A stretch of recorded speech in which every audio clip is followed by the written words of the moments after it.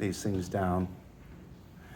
Okay, I'm recording. So, Holly, well, actually, give your full name and then tell me where you're from. All right, my name's Holly Martin, and where I'm from is a little bit complicated. I was born in Idaho. I basically grew up in the Midwest, and then I'll say I was educated in Las Vegas. Okay. How long have you been teaching? I have been teaching off and on for 10 years. Okay. Yeah, Wow. yeah.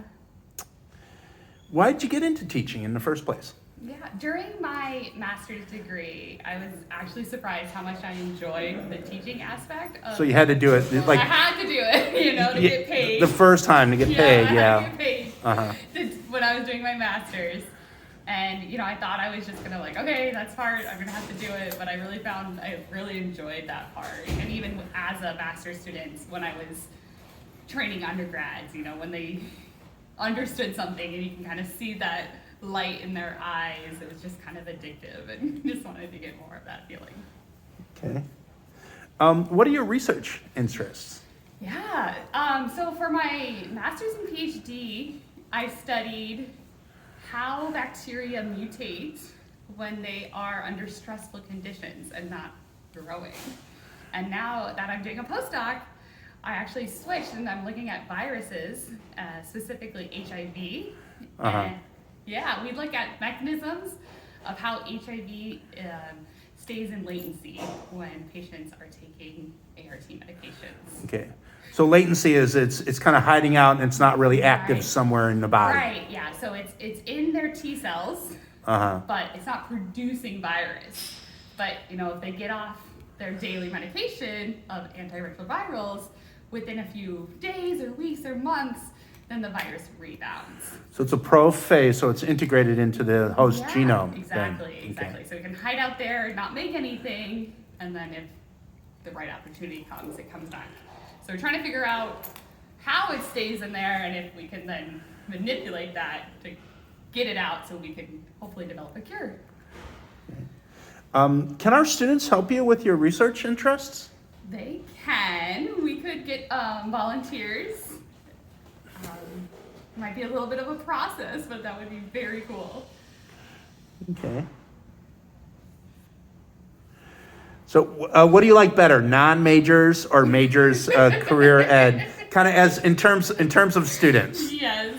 And there's no right answer to that one. Yeah, definitely being put on the spot. Some of my favorite students have been nursing students who actually switched and became biology majors. Okay. Yeah. So you had a fun time doing that and help. Yeah. Okay. Well, what do you like about the kind of the non-major? So the general ed. Have you taught any general ed classes before? I have. Yeah, I definitely have. And what do you think about that level of student?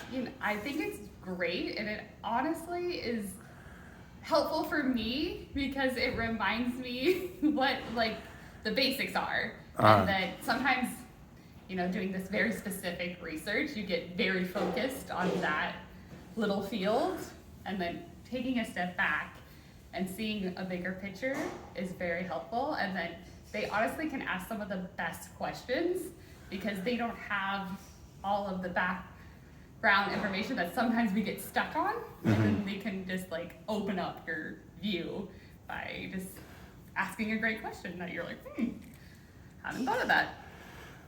What was the most fun that you've had in a lecture or lab? Yeah, at the college I taught in Wyoming, I had a very small class, about 5 students of our last course in the majors sequence.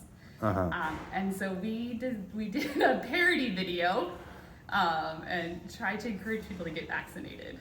So we sang along to a song but changed the lyrics, encouraging vaccination. So we put that all together, we wrote it, we filmed it, and that was a lot of fun. So this is for nursing students, or? No, it was just, I let them pick what they wanted to talk about, and the winning idea was, encouraging vaccination. Okay.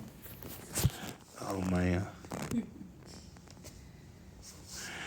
Any funny stories about students or other faculty? You don't have to name names.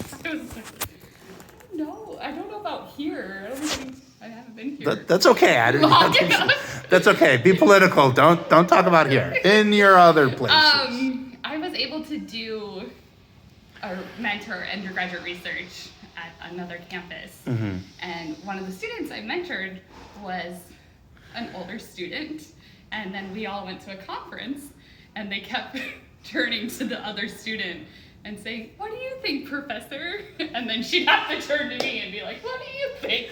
So the student was older than you, and so we're in front of a Yeah, okay. they Okay. assumed that she was the professor, but she handled it very gracefully. Okay. Oh, that's good. So this got the hard one. So have you had to overcome adversity to get your degree or get where you were at? And then how did you kind of keep on going? I'm assuming that you did, but and we all do. Yeah. But how did you keep on going, or what would you tell other people to keep going? Yeah, so I'm a first generation college student. So I'm first one in my family also to go to graduate school. So there is a lot, I think, that you just don't know about the process if you don't have guidance. So during one of my graduate school interviews, someone asked me, like, "What do your parents do?" And I'm like, "Oh, my dad's in sales, my mom's in payroll." And they're like, "Then why are you applying to grad school?" And I was just like, "Because I like science. Like, is that not enough, So there's been times where you don't, or I have felt like I didn't necessarily like fit in. I didn't have maybe the pedigree of other students. I went to a very small liberal arts school. I wasn't able to do research until I went to grad school. So there was maybe other students had a leg up on me, but just trying to, take a seat at the table, stay engaged.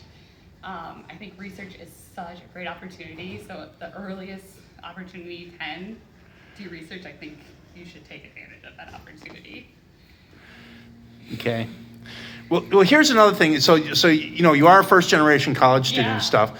So what do you explain to your grandmother or your parents that you actually do? Yeah. You actually have the best one, because when I was in school, my grandmother would say, "Oh, you work on the AIDS stuff. You're going to cure the pandemic," and I'm like, "Yeah, nothing like the choice." Yeah. And you actually do work on That AIDS. one's easier. So But for my PhD, it was not as applied.